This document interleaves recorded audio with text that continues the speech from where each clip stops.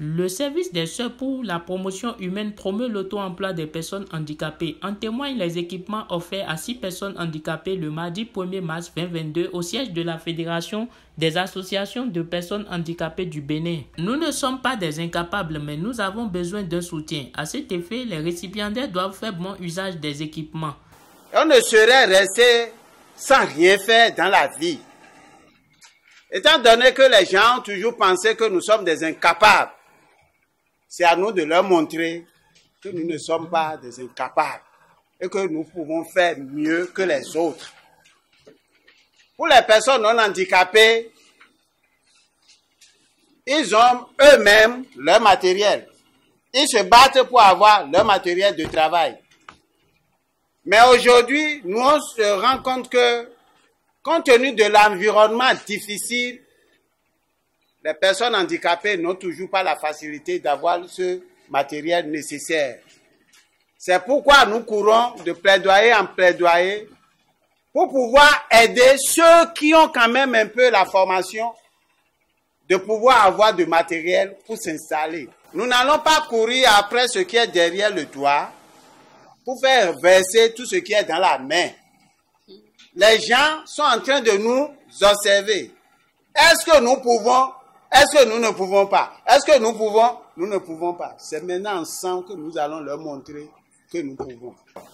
Je remercie au nom de toutes les personnes handicapées, le service des Sœurs pour la promotion humaine, pour l'action menée toujours à notre endroit et demander aux bénéficiaires de faire bon usage de ce qu'on leur a donné. La personne vivant avec un handicap est une personne digne. Vous devez prendre votre situation en main. La personne handicapée, pour nous, est une personne digne de respect et donc un sujet et non un objet de manipulation ou de rentabilité ou de pitié.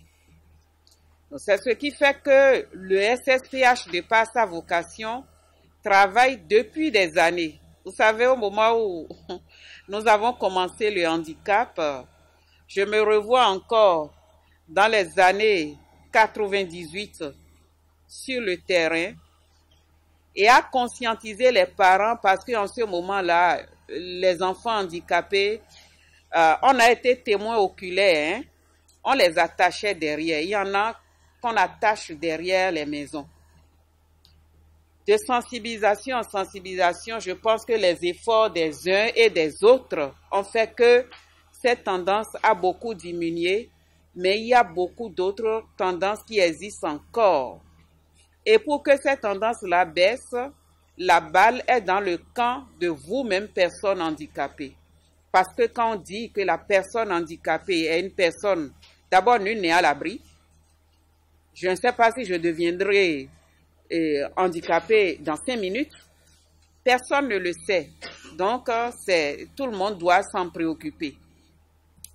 Mais vous, personnes handicapées, vous devez également prendre votre situation en main pour que d'autres ne viennent pas profiter de cette situation-là. Je suis là pour qu'on puisse réfléchir et en appuyant ce dossier, c'est justement pour que, avec le travail, puisqu'on ne peut pas s'affranchir sans le travail. Tant que nous sommes dans une position de main tendue, vous voyez, cette position n'est jamais une position digne.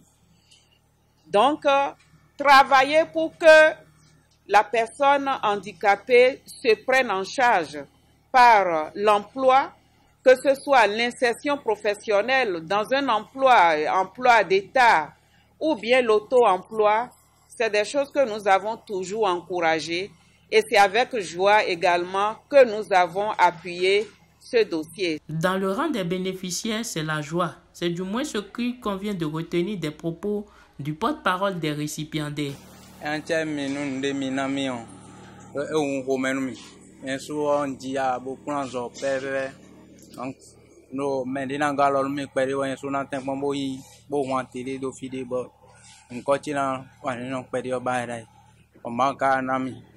Mais on va me voir go à l'homme, vivi d'accord, nous me le présenter.